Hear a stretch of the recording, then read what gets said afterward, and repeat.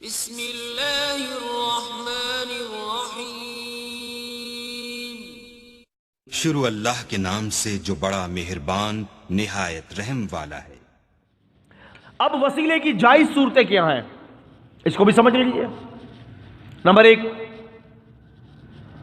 سورہ مائدہ سورہ نمبر 5 کی آیت نمبر 110 میں آپ پڑھیں گے وَلِلَّهِ الْأَسْمَاءُ الْحُسْنَى، اللہ تعالیٰ کے اچھے اچھے نام ہیں، اَيَّمَا تَدْعُوا فَلَهُ الْأَسْمَاءُ الْحُسْنَى، اللہ تعالیٰ کے بڑے اچھے اچھے نام ہیں، جس ناموں سے چاہے اللہ کو پکارو۔ اللہ تجھے تیرا نام غفار کا واسطہ ہے، اللہ تجھے تیرا نام رحیم کا واسطہ ہے، اللہ تجھے تیرا نام رحمان کا واسطہ ہے، اللہ تجھے تیرا نام بڑ کا واسطہ ہے۔ جائز ہے،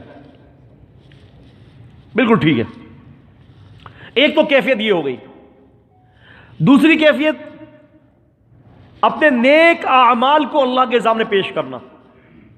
اے اللہ، میں نے فلاں دن تیری رضا کے لیے یہ عمل کیا تھا، اگر وہ عمل تیرے لیے ہے تو مجھ سے یہ پریشانی دور کر دے۔ یہ ٹھیک ہے۔ صحیح بخاری کی حدیث اس بات پر معید ہے، حدیث ہے نبی صلی اللہ علیہ وسلم کی کہ 3 آدمی جو ہے بنی اسرائیل میں غار میں پھنس گئے تھے، ان تینوں نے اپنے نیک اعمال کو پیش کیا۔